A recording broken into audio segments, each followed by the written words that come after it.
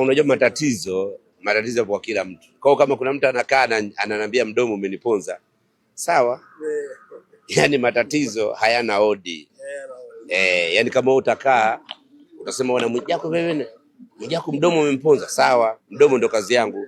Changamoto nimepata, ni jambo la kawaida. Wewe kuuzia kiwanja hati mbili.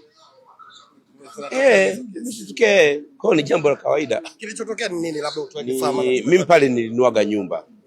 Ile nyumba nilipobomoa, kumbe ile nyumba ilikuwa na hati mbili. Kwa hati moja mimi nilikuwa nimepewa, kumbe sio hati ile.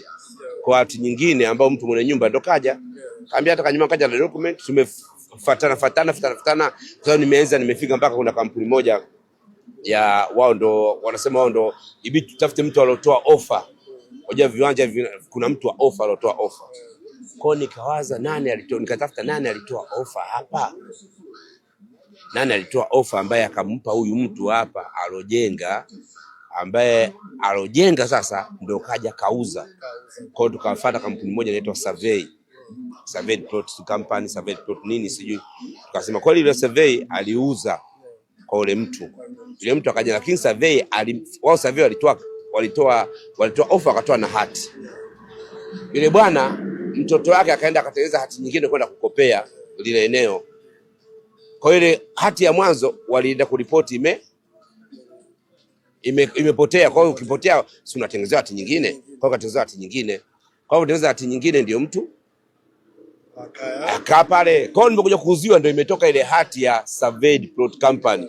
Ndio ameleta bwana kiwanja hiki, ofa yake ni hati yake ni hii. Kwa hiyo nimeonekana sio mmiliki halali. Tuna bajaji. Yaani utakavokuja wewe na mzigo wako. Leta mzigo, utakavokuja ndio tunakubebea. Mzigo wangu kutoka nimenunua vitu vya zawadi vya watoto. Zawadi. Lete baba, lete. Kata kona, ingia ndani getini hapa.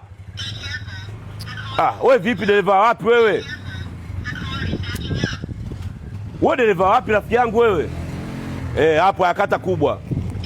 Bwana, Silent Ocean Simba Bahari wanadhihirisha ubora wao na umaridadi wao wa kufikisha mzigo wa mteja. Njoo wewe. Njoo. Ndugu yangu wewe vipi? Wewe umesomea kweli udereva? Basi kwa tushushia moja basi.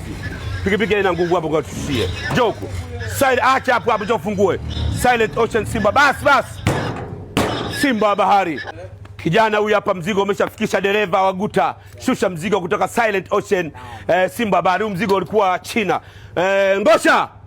Njoo usaidizane, njoo disaidizane na kijana wangu, njoo usaidizane. Vuta mzigo huo.